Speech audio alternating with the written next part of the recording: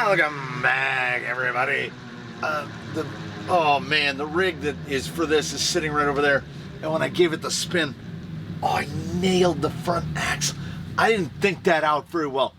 Welcome back to the Canyon. Welcome back to another installment, an almost interstitial, unintentional installment into It Came From the Workbench, Volume 42. I guess this would be Episode 3. This guy has already been center frame. Thank you. This guy already has been hard at work. The goal was to go out and put some wheel time on the oil slick chavs, but where did I put them? That is supposed to be one pin. You can see that it is clearly quite broken. If we use something non-magnetic, we can turn it around, and you can see the shear line on that. This is, of course, those follow along and know the trials and tribulations of every tiny pin. That is the center pin from this 50 kg Flash Hobby servo. That is the center pin from the 50K Flash Hobby servo that was in baseline for, if I were to put 600 hours on it, that would probably be an underestimate. I figured this servo has to be somewhere in the neighborhood of 700 to 800 hours of use, and generally as a test, pretty much exclusively as a test servo, so it has had to do more self-rights than any servo should ever have to endure. So we're talking about a lot of full throttle, full lock stuff. That is actually, we're talking about the pin that goes right there, that is actually the second pin. That pin was salvaged out of an RS500B that died to the non-Zener diode affair, so we keep it for parts. That one snapped again while installed in here, so I pulled apart a Reefs 422, which also experienced a sudden death here, and now I think that this guy is in his golden years, this 50 kg. Will he make 1,000 hours? That's a good question, because the center pin is a 1.6 millimeter by 14 millimeter pin, and the hole, not in the cap, but in the case, because they use an aluminum case, as a cost-saving measure, they're doing two things. A, they're using 1.6 millimeter pins, and B, they're not using any kind of bushing or bearing in the case or cap. So it's just a 1.6 millimeter hole into the case itself. I think that hole is now probably about 1.7 millimeters. So every time the servo gets under a really heavy load, the pin can shift ever so slightly, and then what's going to happen is the teeth don't mesh kind of quite like they should, and it just snaps that pin. That said, so many hours, and it's been on this guy ordinarily running, pushing these around. Those are 180 gram wheel weights. This is not light. His front wheels, now this is every test rig, and the Wolverine here definitely qualifies as a test rig, has a what we call day-to-day. Like if they have to do any other functions that are not involved in testing, this is his day-to-days. 2.2 Canyon trails on some nice oil slicks that match the shocks, and Revolt 3D printed inserts on the inside. So it's not a hyper perfect tire setup, but it is the default tire setup for now, because the tires we originally set them up on, where's the blue dot? Little hint of a blue dot there. That is a Predator Ibex, so we can't run those all the time. My goal is on today to get out there, just mush around a little, see how the suspension is cycling with the 70 weight in it, see how the servo is doing. It is definitely not a new servo. There's no question about that. There is a, where is it? It should be right behind me. Yeah. I'd already, as soon as that locked up, I was like, I know what it is. And I thought that it would have gotten worse, but it literally, it just, so there's a 2 gears on the center pin, one sandwiched on top of each other. That pin has snapped right where the 2 gears meet both times, which is what leads me to believe that I am gear 1 and I am gear 2, and they get like, so they're supposed to be like this, and they go, whoop, and that pin just, it's 1.6 millimeter. The thing's generating 700 and some ounces of torque. It's not surprising that that pin is snapping. So while we're in here for unscheduled maintenance, because the plan was just to run it, but we should be back in service, while he was down for a couple days, I do that usual thing that I do, and I peruse the Amazon and thought, well, we might as well make a Canyon test change and test a whole bunch of things at once. I'm going to need a little bit clearer of a backdrop. So this is what would be the passenger side, the long side, it's offset. So this is just the universal that comes with it. And when I did the review on these, a number of people were like, oh, well, I just snapped the C-hubs on mine within like an hour. This is the thing that I pointed out. Are we talking about the same things? Are we talking about the same things? I'm not saying that these aren't going to break, but what I am saying is, holy cow, what are you doing to break that? It's gusseted above and below. Like, that is a thick piece. And this guy has already taken tumbles down Mount Tumbledore enough to where, you see the bend? We bent the cage. The cage is already bent. So I'm not saying that you didn't break it. I'm not saying that that wasn't your experience, but I'm saying how? Like, what was the situation in which that broke? So my brain got to working. And if we look right here, we will see this pin pretty flush there. And see how it's dropped? Also, when you get past a certain lock point, we get near the edge of where this is still valuable. Like right there, I can make it kind of grind. Now, if that pin starts to slide out, that pin is going to get into that universal, and it is going to find the nearest weak point. It's either going to snap that C-hub, or it's going to break this. Usually these break, but this is aluminum and this is steel, and steel does tend to win out in those situations. So on Amazon, for about 20 bucks, our good buddies, they're back again. Did I save the tag? Yes, I did. What is becoming one of my favorite things? AMK. AMK makes a version of this as well, only instead of using a universal, they use the triple compound double cardioid, which looks like this. So it's basically 2 universal joints in a little doot, doot, doot, doot, doot, doot, doot. So I was like, you know what? For $20, let's give that a try. And it occurred to me that while we were half installed, hey, maybe we could show someone this. So still installed on the driver's side is just a regular universal. Okay, it still trips me out. When I'm out on the rocks and I see it, I see the tire turning that way and I see the universal turning that way. My brain doesn't like it. So we've got the double. I didn't get that. Could you try again? Okay. All right. What? If you ask her a direct question, she'll go, hmm? But when you're not talking to her, I'm just saying. So what I notice is it just me, or where's my pokey paintbrush? Does the center shaft there, does it look like it's dropped ever so slightly? Like it's not a perfect straight line entering the portal box?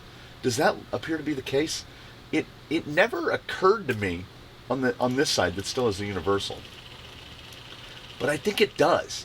I think there's a little bit of a drop, just like a part of a millimeter. But in many cases, that's going to be enough. That's going to put this angular load on that it's not going to like. And like I said, these axles have quite a lot of throw.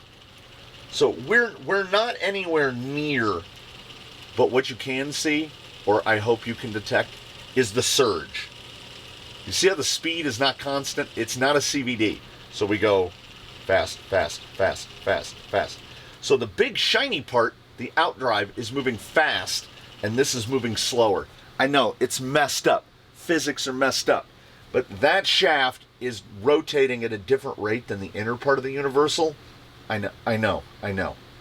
So on this guy, it's not going to do that. Because it's a double CVD. You can watch the two silvery bits flash by at the... You know what I could be doing if I was smart? I could put it on cruise control like that. You can watch the two silvery bits just go around at the same time. It's double CVD.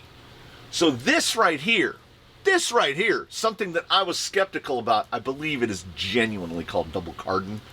I was skeptical about this, but after just installing one side, I gotta say, I'm not as skeptical about it. It does not have any more steer angle than you can get with the universal. That is limited by the physical equipment. So my initial, before I went and dropped my $20, that was my initial skepticism. I was like, but you're not gonna get more steering angle out of this. You can't physically turn anymore. But it is CVD now. The two pins pass at the exact same speed. So you're not going to get that action that what I generally call camming. You can really see it on that hex. Watch that hex. Slow, fast. Slow, fast. Slow, fast. It's more noticeable if you... I don't want to get the hex too blurry. You can really see it. Jig, jig, jig, jig. Then we flop this guy to the other way. Just CVD, baby. CVD. The CVD is superior to the universal in terms of smoothness and in terms to how gentle it's going to be to your drivetrain overall. So, once again, these, the residuals, are getting more and more expensive.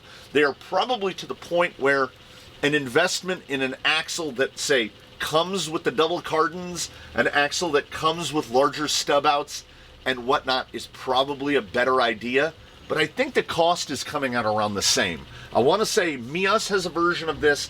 I don't know if their isokinetic is different than this double cardan setup. I don't know. I'm not sure. I know the Mias are about 160, and I know now that with this 20 and this 25 and the price of the axles put together, we're sitting at about $150.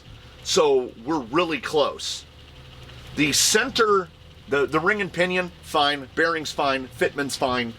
It just seems like... Is this going to be one of those situations where I end up having just paid $100 for housings? Like, I haven't done anything to the rear axle. The rear axle is as it was out of the box. I can already... And also, this cannot be translated through camera. There is a vibration in this side. Particularly if we give it any increased amount of throttle and we go to steer. There it is. There's a real thump. That's that universal. Probably easier to see this way. The thump comes in right about there. And it's about... Whoomp, whoomp, whoomp. It's about 5 degrees away from the fullest of full locks. Can we take a moment here to appreciate how quiet the Wolverine is? That is at that's 50% throttle. There's 60% throttle.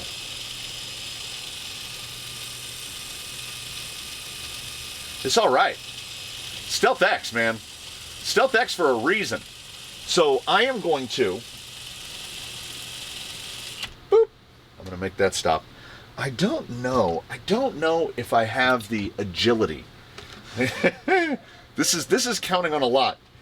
There'll be a new lens right here soon. Not because of the focus issue, but because the inability to move in and out issue is what I'm saying. So I might have the...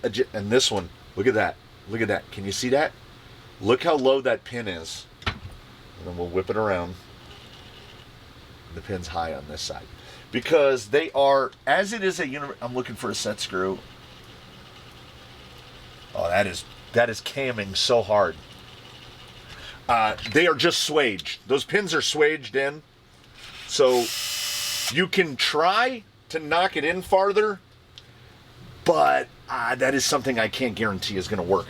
I should have used a fixed block for this, and maybe, just maybe not Susan, because, oh, it's holding right there.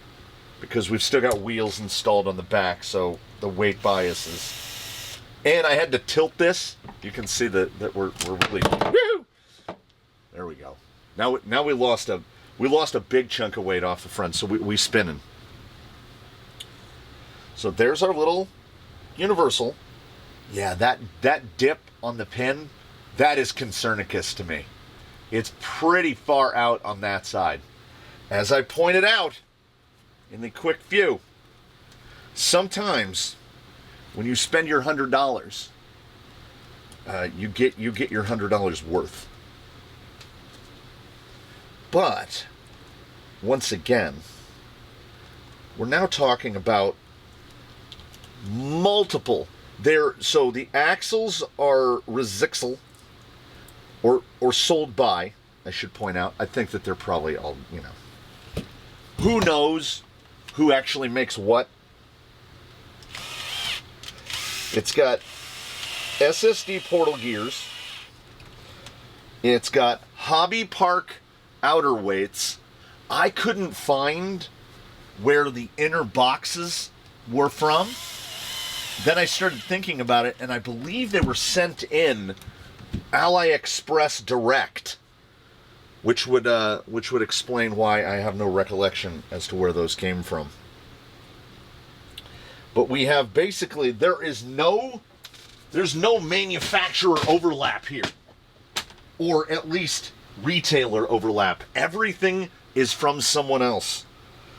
This side, you have to magician it in. It only fits one way, because once again, when you're saving money, I had it.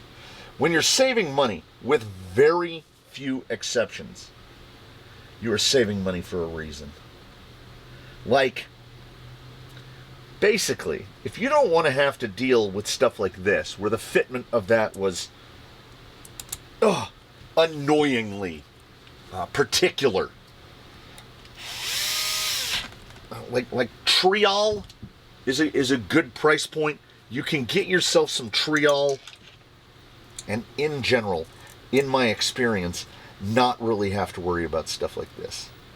And Triol is not as graphically expensive as some other options. Oh, that's what I didn't want to do. I thought that I had gotten those threads started. That's what you get for thinking. So we're just putting this back together exactly as it was before. And the question that we have as a collective is, endpoints. I feel like I've got a little too much endpoint to one side. I can remedy that before we make our way. And I'm not gonna lie, not having to put a body on every time, it's kind of nice. It's kind of nice. There's definitely an upside to working with the cage. There's a downside to working in the cage as well, which is like, I can't fit my hands in there. Anytime I have to get a zip tie through the frame or get a wire attached, I'm like, why did you make these choices? So when I built up this set of 2.2s, which were in the bin and waiting for whatever, and I figured, perfect, because we need a test set of tires for this guy, of wheels. So these were going to be the test set, but this one is not terrible. This one's not terrible. There are a couple of them that are. Yeah. This one has a chunk missing out of that spoke, and most of the spokes are damaged in one way or another. This one, I think, might be the leader. It is cracked all the way across, like 5 spokes are cracked through. So those are not going to last. So what do? We replace them with basically the same thing. Still here waiting. But these are just 6 spokes. I figure we'll have a little bit better luck. It does worry me how far that comes down. But, you know, we'll find out. And if they exhibit the same failures, we will not buy those again. Let's put it that way. We will not buy those again.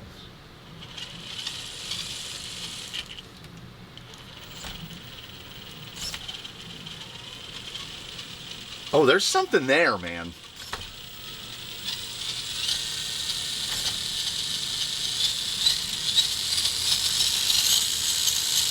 Yeah, that is smoother up front. For sure. All right. So this is just really, this is stuff that doesn't get filmed. That's what this is. I'm out here today to, it's kind of repair, get beadlocks set up, get broken things. Came out here to fix the servo. But then again, we might as well. So, come outside with me. The steering actually even looks centered, despite the fact that we changed up a lot in the front end. All right, let's go hit a little bit of rock. Hopefully it's not too hot yet. It's way too hot. Ordinarily, filming out of the question by this point of the day. But we're here, so let's do it anyway. We have to be careful and considerate because we have calculations to make based on an unintentional, unintended canyon change. All we did since his last outing was change wheels, tires, inserts, shocks, springs, oil weight, knuckles. Fixing the servo should have no negatives. We just hope that it hangs on, you know. The 70 weight in there, okay, all right, yep, all right. Now, let's be real simple and plain. Did I explicitly notice that camming effect of tires? Yes. I mean, I know that's a lot, right? That seems to be saying a lot. But I feel like I did because, all right, I don't know if I can put him into any kind of a situation where we can get that climbing under load with the tire loaded from the side. All I know is this. Could have been the dampers. There could be the front, could be our double cardioid contributing to some degree. Forward drive is up, and I don't feel like I changed anything explicitly to give regard to that. Now, we were running chavs with Traxxas 2669 2 holes drilled to 1.5 millimeters, running on 40 weight. It was a little bit of low damp. It was a little bit under damped because when you would get a lot of force driving on him, the whole cage would just lean over to one side. There's a slight cage lean now. It's basically, it is by definition torque twist, but it's only twisting the cage because the cage is so just soft and loosey-goosey and floating out there suspended in between the axles.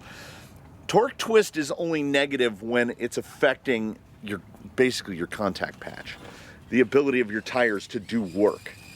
Tire is the only part of the vehicle that comes in contact with the ground.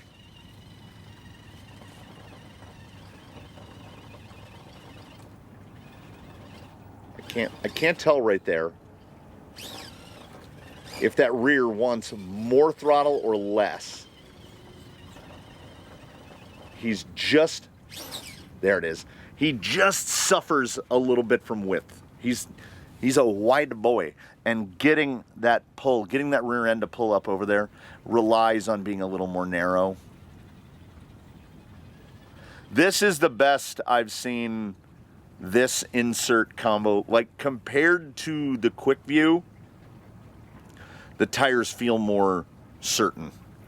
So that is a rim change, and I think It was definitely a beadlock ring change. Brass rings in the front only, which takes the fronts to some apocalyptically heavy 359 or 372, some incredible amount of gram weight up in the front. So again, a servo that it's on, it's, you know, if a servo was a cat, he's getting up into the higher numbers. He's getting much closer to 9, is now being asked to wield around some quite heavy stuff in the front end.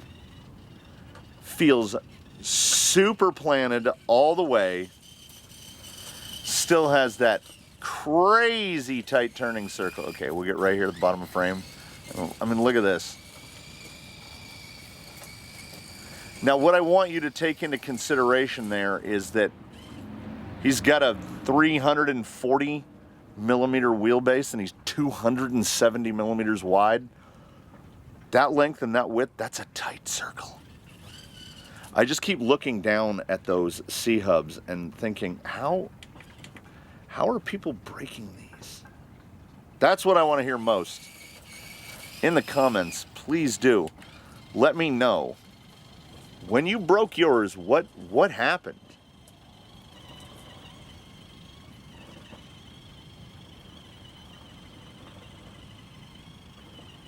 Yeah, in that section right there, I think it might have been a little too much throttle. See how tight we can keep this turn in. This is all cruise control. Ooh, got us a pop. That got us a positive pop right there.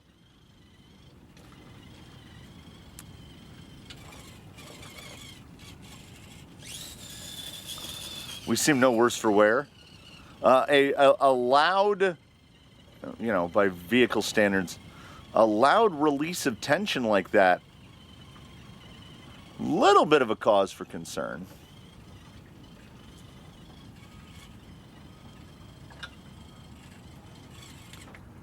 We seem okay-ish.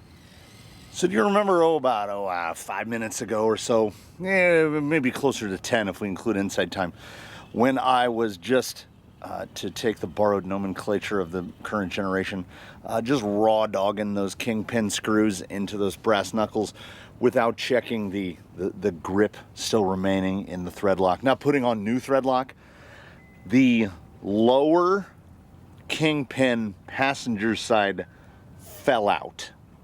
Now I don't know if that was the pop, but what I do know is that's a pretty good way to break a universal. So everything seems fine. I noticed as driving over here, I noticed that the front end was a little, like, you wouldn't have guessed that a kingpin was gone. It was just kind of listing to one side a little. We get right into this in between.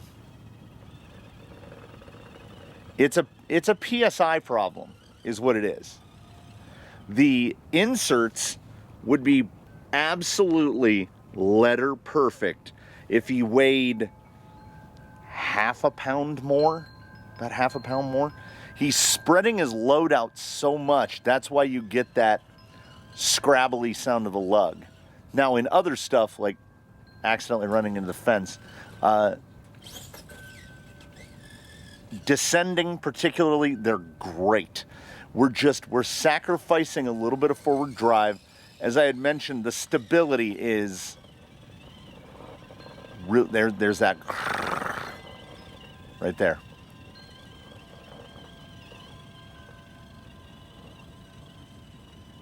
Well, like side hilling stuff, hyperstable. Hyperstability is a thing. We've got that. Let's come in on this side. See if we can hook that. Yeah, the steering feels a lot more certain. Like, I feel like I'm maintaining more drive when we're out here at like full lock. See if we have the clearance to pull over that guy. Yeah, absolutely.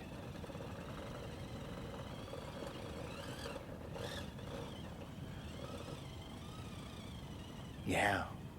It's honestly, we're at the point where the stability level is so high that I would consider, you know, the 24-bolt shuffle and just putting in foam just to see, because I think the foam will act a little bit softer, but the foams are off a high trail. A high trail is in that 7.5 pound range.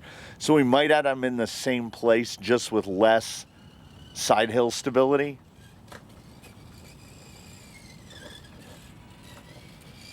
Like, the only issue that I could bring up of any of the stuff that we've put on so far is that we don't have the absolute maximum amount of forward drive that the canyon trails can provide. But that's all I got. In one of my more recent perusings of Amazon, I was like, do I need any ND filters? Do I need any neutral density filters? No, we're fine. The amount of light out here, if you were to put a light meter, my recording screen doesn't show me full info, like what my film speed, my equivalent film speed is, but we've got to be 2,000, 3,200.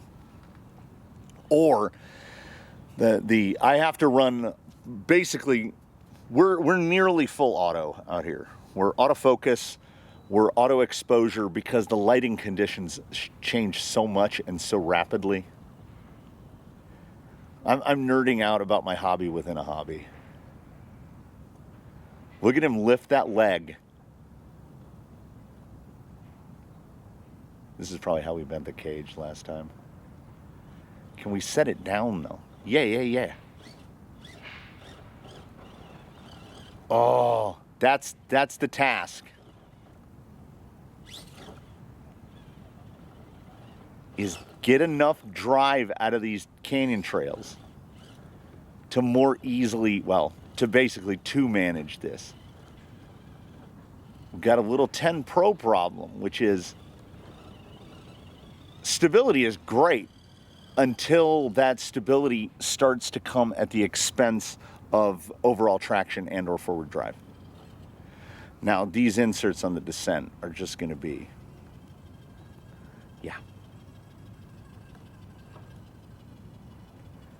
the tiniest, never out of control. Can we talk about that amount of flex out right there? That's all four wheels on the ground.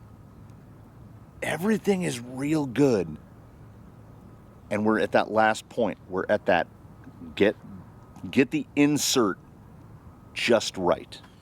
And my problem is, either because of the fact or in spite of the fact that these are intended to be the everydays, if the canyon trails prove to be the everydays, and I'd be absolutely fine with that, the insert has got to be able to still has to be able to do the things.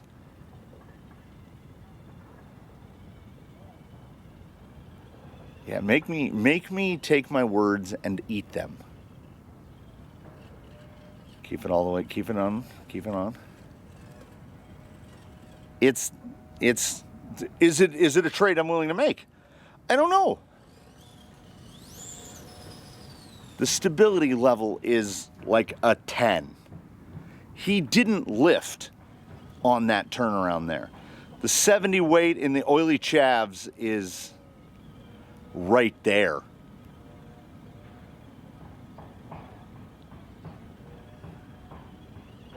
And I can maneuver through it.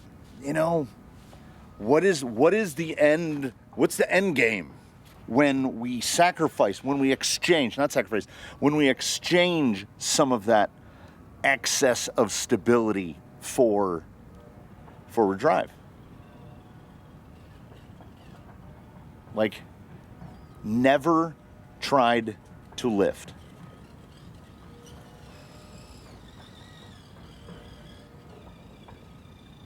The suspension really doesn't feel any slower than what we had on the orange ones.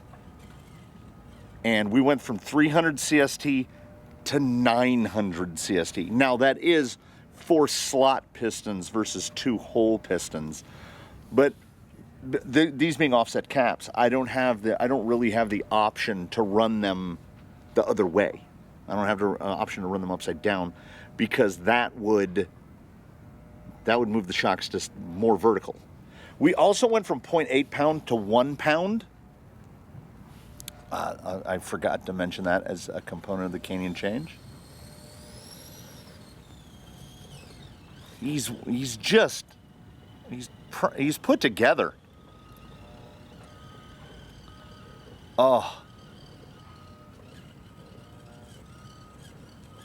But what I wouldn't give for just one step softer in that outer layer of that dual stage 3D printed. Because these were made for canyon trails, I cannot remember, might have been Ratchet for Ratchet's weight. And he's lighter and he's spreading that weight out a lot more. But that said, what we're getting out of a very, that's perfect, in between the wheelbase, a very non-exotic collection of parts. Did I mention it, or was it in my head, that when I heard that pop, that release of tension, I was like, was that it? Was that all we got out of that pin in the servo? Am I going to go to hit the next obstacle and have no steering? And I was honestly, to some small degree, relieved that that it was, oh no, just a kingpin fell out, no problem. That's your fault, you dummy.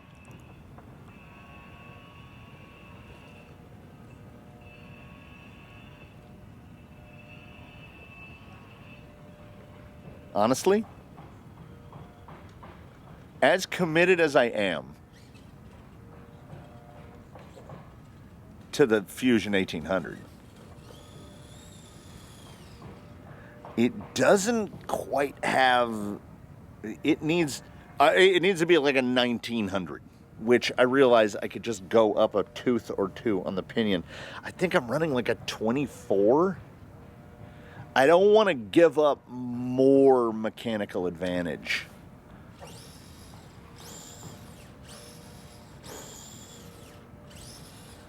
He's got pop.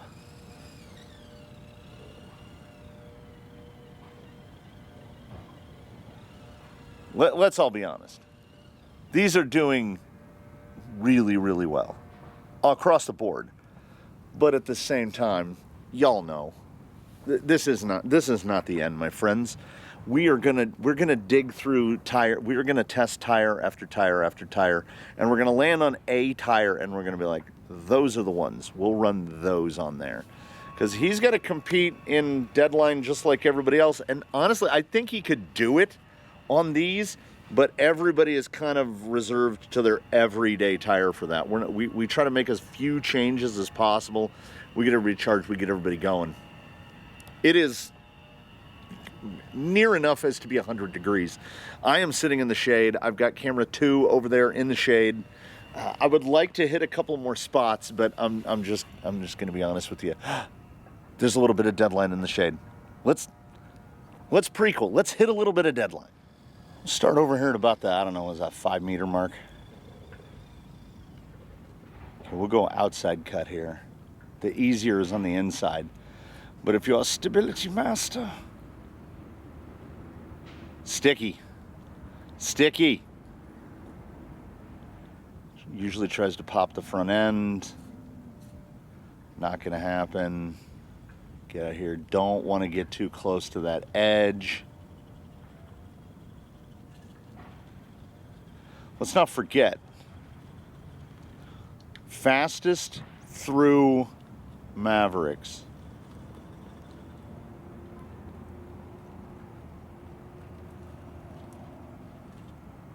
He had to climb to get through there. This is going to be tough. This is going to be tough. Oh. Oh, we're fish hooked. Wait. There you go. It counts. I'm going to count it. And this is a very fresh reminder of why I don't want to try to do deadline for Crawlympics using my tried and true usual conventional filming method. Oh, fish hooked around the tree again of just moving tripod, because you basically have to move the tripods about every 3 meters or so, about every 10 feet. I can't do 10 camera repositions and do this in any reasonable amount of time. We'll break over here. Not a problem. I love him on a 5 1/4. Let's just get down here on the side. Okay, let's hit this one the worst. You would want to go round the top on this. You want to go up over there. Let's not. Should be enough line to hug it. If there's going to be a snap, and I don't mean a physical snap, I mean that like release. Yeah, I didn't feel it. No, that was well solid all the way through. And let's do the same here out at the block.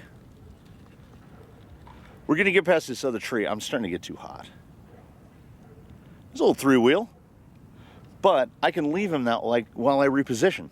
Like, I feel like we got more consistency than usual, an above ordinary level of consistency at Mavericks, because I can place the cameras and not move them and just do the things. When you're trying to cross deadline in a conventional fashion, I have to move the cameras, 2 cameras, 9 or 10 times. And it is not conducive to consistency. This guy, I'm going to say it right here, barring some sort of gross overconfidence from the driver, he's going to absolutely murder deadline. I mean, just murder it. The hard stuff is not hard stuff for Wolverine. And definitely a situation here where there might have been that inkling, coming up Daphne's, going up Tumbledore, where you might feel like, we don't have that quite maxed out traction. You know where you don't notice it? Here. I'm not hearing a lot of lug noise. Well, that's a tie rod straight in. Yep, there we go. Yeah, plenty of drive right there. We are, for the day, good. I can rest on this. We can blow the spider webs off of him. We can put him up on his block. I think we did really well today. I don't have any complaints. Honestly, he was enough better compared to the last drive that I'm like, it has to be the nets I'm good, the elusive nets I'm good. Those double cardioids, I mean, there has to be something to it, right? I'm not going to put the universals back in and then try to do the same thing again. I mean, that would be proper science, but like I say, we're here for pseudoscience, and I think pseudoscience has been accomplished. Another canyon change in the books.